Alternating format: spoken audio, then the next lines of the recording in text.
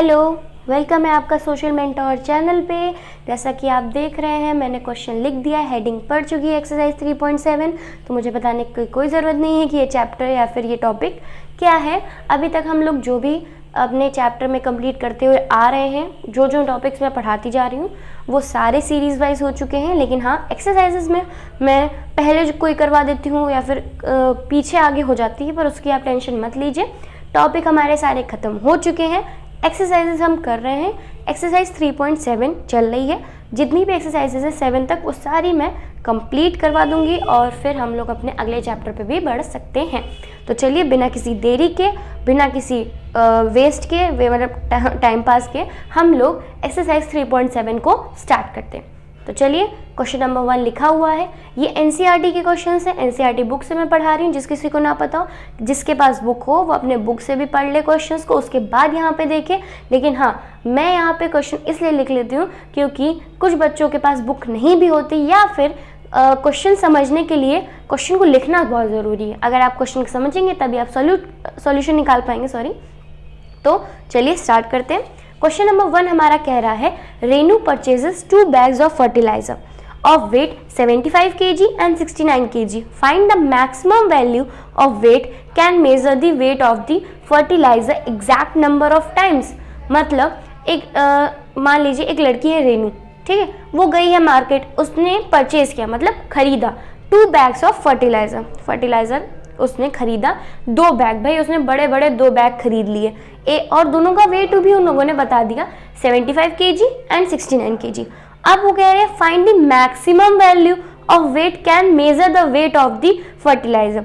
एक ऐसी maximum value, मतलब ज़्यादा से ज़्यादा वाली वैल्यू वेट की बताइए जो मेज़र कर पाए। मेज़र मतलब नाप पाए या फिर काउंट कर पाए the weight of the fertilizer. मतलब फर्टिलाइजर का जो वेट है वो एग्जैक्ट नंबर ऑफ टाइम्स कितना वेट है उसका वो आप काउंट कर पाए। ठीक है, थोड़ा सा ऐसा लगता है कि मतलब गोल गोल क्वेश्चन को घुमा रहे, पर सिंपल सा ये मतलब है। उन्होंने आपको 2 चीज़ें गिवन दे दी, मतलब 2 नंबर आपको दे दिए, मान लीजिए उन्होंने वेट के फॉर्म में दे दिए। अब भाई आपसे सीधे क्वेश्चन ये तो नहीं पूछेंगे ना, find the LCM, find the HCF. Word problems नाम की भी चीज़ होती है, एग्जाम में आपसे सीधे नहीं पूछा जाएगा, उसे आपको वर्ड फॉर्म में दे देंगे और कहेंगे वो करिए। वही चीज़ करनी, पर उन्होंने थोड़ा सा घुमा दिया। ठीक है, तो यहाँ पे भी हमें यही देखना है, पर उसके लिए हमें समझना पड़ता है क्वेश्चंस को। तो समझने के लिए हमें 2 नंबर्स दे दिए गए। मान लीजिए उन्हें वेट के फॉर्म में दे दिया हमें कि रेनू परचेजेस 2 bags, और दोनों के वेट दे दिए 75 kg एंड 69 kg। तो उनकी जो मैक्सिमम वैल्यू, हमने यहाँ क्या देखा, मैक्सिमम बोल रहे, तो मैक्सिमम कहाँ पे आता है, लोवेस्ट में आता है क्या। एलसीएम में तो एल का मतलब तो लोवेस्ट होता है, तो एचसीएफ है, एचसीएफ में एच का मतलब हमारा हाईएस्ट होता है। तो यहाँ पे हम किसका यूज करेंगे, हाईएस्ट कॉमन फैक्टर का। मतलब हमें मैक्सिमम वैल्यू चाहिए तो हम यहाँ पे एचसीएफ निकालेंगे। ठीक है, आई होप आपको क्वेश्चन समझ में आया हो। तो हमें इन दोनों नंबर का हाईएस्ट कॉमन फैक्टर निकालना, और जो हाईएस्ट कॉमन फैक्टर हमारा आएगा वही इस क्वेश्चन का आंसर होगा और वही इसकी मैक्सिमम वैल्यू होगी वेट की। ठीक है, तो इस क्वेश्चन को अगर जिसके पास ना हो या बुक किसी के पास ना हो, ये क्वेश्चन तो नोट कर लीजिए, तो फिर हम इसके सॉल्यूशन पे बढ़ते हैं। चलिए सॉल्यूशन करते हैं। उसमें लिखा हुआ है, अब हमें सबसे पहले जो गिवन होता है वो लिख लेना चाहिए किसी भी क्वेश्चन का। तो हमें गिवन है वेट ऑफ 2 bags।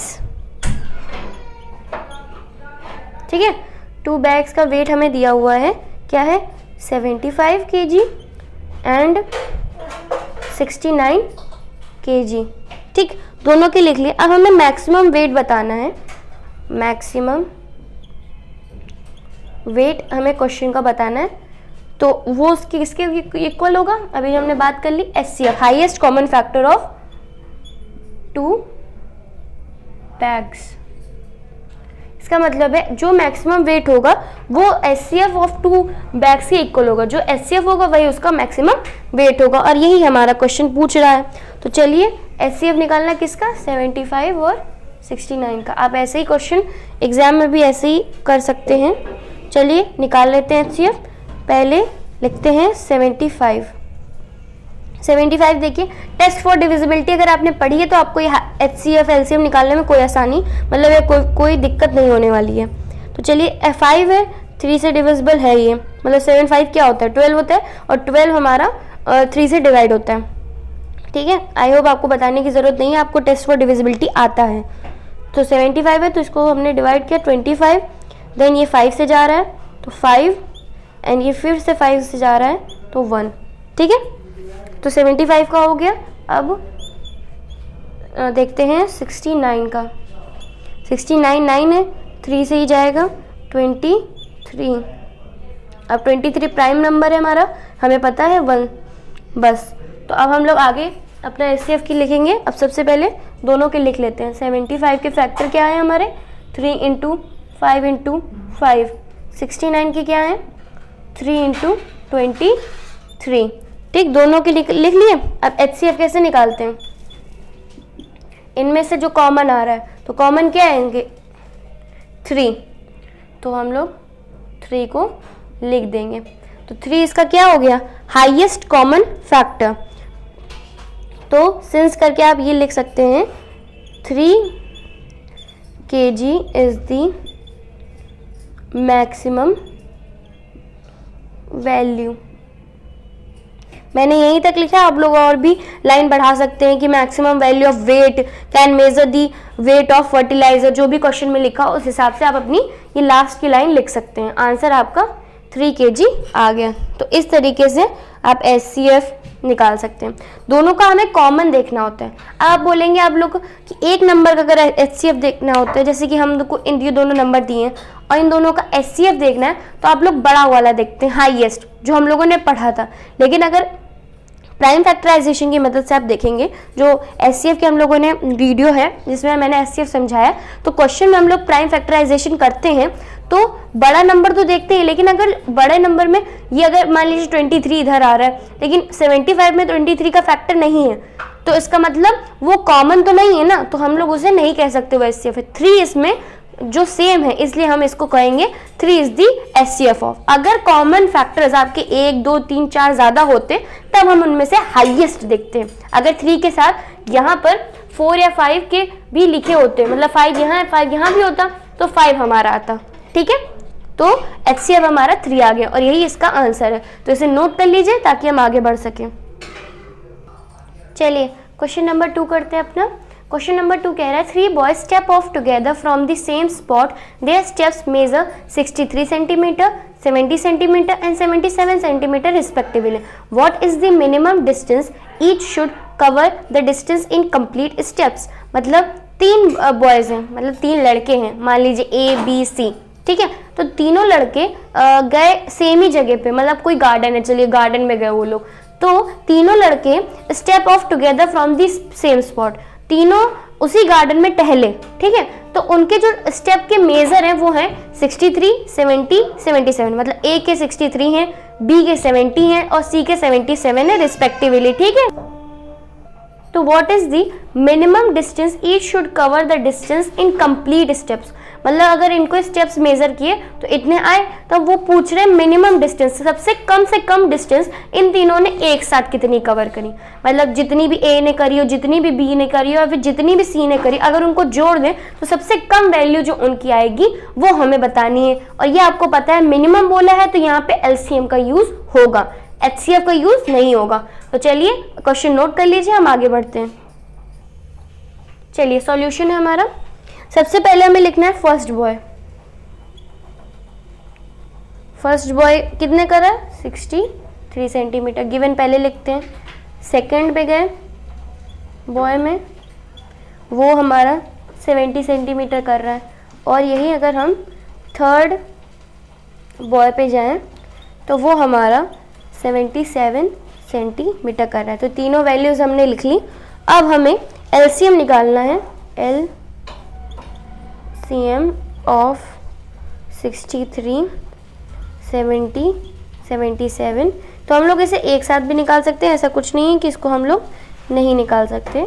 तो 63, 70, 77, 1 2 3, ये नंबर यहाँ पे आएंगे, तो यहाँ 63 लिख देती हूँ मैं, 70 लिख देती हूँ और 77 लिख देती हूँ। अब इनको एलसीएम निकालेंगे, मतलब प्राइम फैक्टराइजेशन करना है। इसका करते हैं 2 से, तो ये तो 63 लिखा रहेगा क्योंकि 2 से ये डिवाइड नहीं होगा। 70 हमारा हो जाएगा, तो 35 ये भी हमारा नहीं होगा। 2 से करके देखा सबसे पहले, 2 से 63 नहीं होगा हमारा क्योंकि वो डिविजिबल नहीं है। 70 होगा, तो 70 को कर दिया, 77 को कर दिया। फिर अब 3 से करते हैं, ये 3 से हो जाएगा 21 टाइम्स, और ये 35 लिखा रहेगा क्योंकि ये 3 से नहीं होगा, और ये भी 77 लिखा रहेगा। चलिए फिर से करते हैं 3 से, ये तो हो जाएगा 7 टाइम्स, ये फिर से नहीं होगा और ये फिर से नहीं होगा। करते जाना है हमें अब 5 से, ठीक है। तो ये आगे बढ़ा लेते हैं हम लोग अपना। 5 को किया, 7 तो नहीं होगा, 7 ऐसे ही लिख देंगे, और 35 हो जाएगा 7 टाइम्स, 7 लिख देंगे, और फिर 77। ठीक, अब फिर से 7 से करेंगे। अब हम 7 से करेंगे, 7 7 आ गया, तो ये हो जाएगा 1 1 11, ये 1 से ही चला गया 11। अब लास्ट क्या है हमारा 11 में भी 1 ये इधर रहेगा, 1 इधर रहेगा, और ये 1 आ जाएगा। जब लास्ट में हमारा 1 आ जाए तीनों पॉइंट पे, अगर 3 नंबर का एक साथ एलसीएम निकाल लें तो लास्ट में हमारा 1 1 1 आ जाए, तो इसका मतलब हमारा एलसीएम वैलिड हो गया। आई होप आपको दिख रहा हो, हाँ ठीक है। तो इसे प्लीज़ ध्यान से नोट करिएगा, इसमें कोई गलती मत करिएगा। जब हम लोगों ने 2 से किया, 3 से किया, 5 से किया, 7 से किया, 11 से किया, क्या है ये प्राइम नंबर्स है। प्राइम नंबर्स का हम लोग एलसीएम निकालते हैं, प्राइम नंबर प्राइम फैक्टराइजेशन करते हैं प्राइम नंबर से।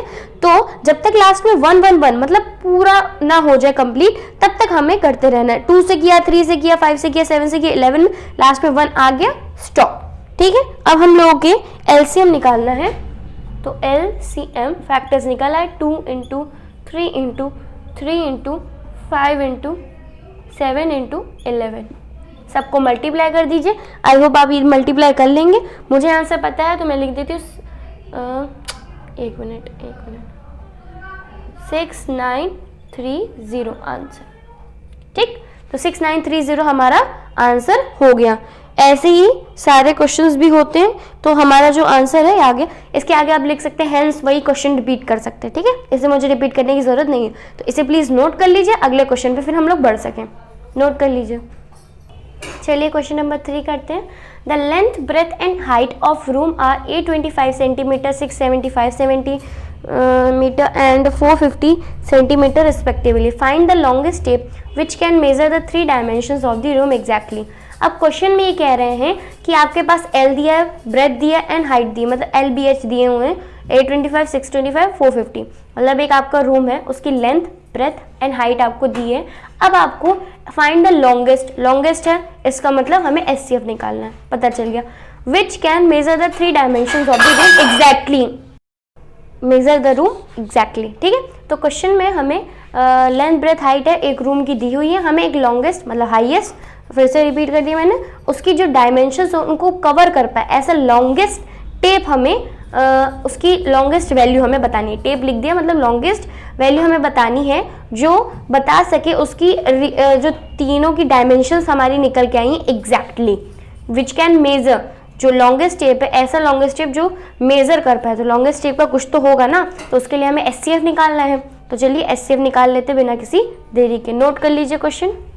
चलिए सॉल्यूशन करते हैं। हमेशा से आपको बताया गया है कि गिवन पहले लिखते हैं, तो लेंथ लिखते हैं 825 सेंटीमीटर, ब्रेथ लिखेंगे 675 सेंटीमीटर और हाइट लिखेंगे 450 सेंटीमीटर। चलिए प्राइम फैक्टराइजेशन करते हैं। 1 2 3, एक जगह लिख देती हूँ 825 675 450। चलिए डिवाइड कर लेते हैं, मतलब प्राइम फैक्टराइज कर देते हैं। तो ये 3 से होगा हमारा 275, अब 5 से हो रहा है 55। आई होप अब आपको प्राइम फैक्टराइजेशन करना और एचसीएफ निकालना आ गया हो। जिस किसी को भी ना आया हो पिछला वीडियो देख सकता है, जो पढ़ा हुआ है उसमें पूरा एचसीएफ के बारे में बताया गया और एलसीएम के बारे में भी वीडियोस हैं, लिंक डिस्क्रिप्शन में डाल दूंगी, आप लोग देख सकते हो, इससे आपको कोई दिक्कत ना आए। चलिए तो अब ये हम लोग देखते हैं 825 को मैंने प्राइम फैक्टराइज कर दिया, लास्ट में 1 आ गया, फैक्टर्स हमारे बन गए। ऐसे ही इसके साथ करेंगे 675 के साथ, तो ये 3 से जाएगा 2 2 5, ये फिर 3 से 75, ये 3 से ही जाएगा 25, ये 5 से एंड देन 5 1, ठीक। अब 450 लास्ट में 2 से करते हैं इसे, 225, 3 से भी जाएगा। अब ये करा हम लोगों ने, ये देखिए इसी में करा हम लोगों ने 75, फिर 3 से करते हैं 25, फिर 5 से 5 1, ठीक। चलिए फैक्टर्स निकल आए, लिख लेते हैं। 825 के हैं 3 × 5 × 5 × 11, 675 के हैं 3 × 3 × 3 × 5 × 5,